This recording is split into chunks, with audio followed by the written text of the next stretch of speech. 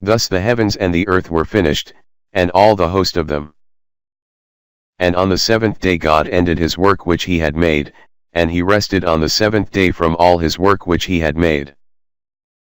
And God blessed the seventh day, and sanctified it, because that in it he had rested from all his work which God created and made. These are the generations of the heavens and of the earth when they were created, in the day that the Lord God made the earth and the heavens. And every plant of the field before it was in the earth, and every herb of the field before it grew. For the Lord God had not caused it to rain upon the earth, and there was not a man to till the ground. But there went up a mist from the earth, and watered the whole face of the ground. And the Lord God formed man of the dust of the ground, and breathed into his nostrils the breath of life, and man became a living soul.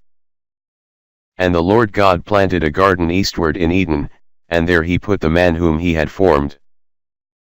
And out of the ground made the Lord God to grow every tree that is pleasant to the sight, and good for food. The tree of life also in the midst of the garden, and the tree of knowledge of good and evil.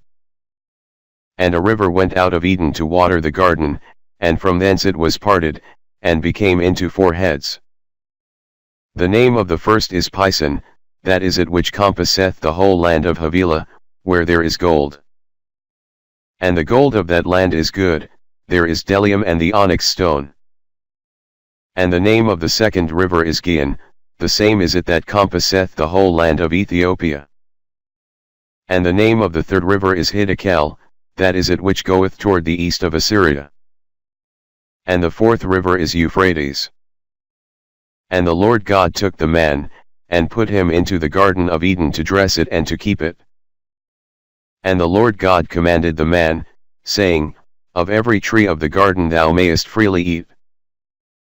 But of the tree of the knowledge of good and evil, thou shalt not eat of it, for in the day that thou eatest thereof thou shalt surely die.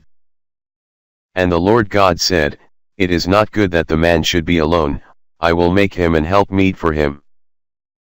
And out of the ground the Lord God formed every beast of the field, and every fowl of the air, and brought them unto Adam to see what he would call them, and whatsoever Adam called every living creature, that was the name thereof.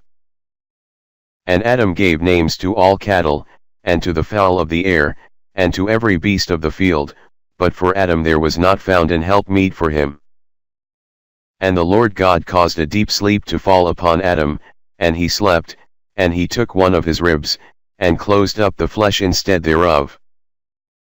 And the rib, which the Lord God had taken from man, made he a woman, and brought her unto the man. And Adam said, This is now bone of my bones, and flesh of my flesh, she shall be called woman, because she was taken out of man. Therefore shall a man leave his father and his mother, and shall cleave unto his wife, and they shall be one flesh. And they were both naked, the man and his wife, and were not ashamed.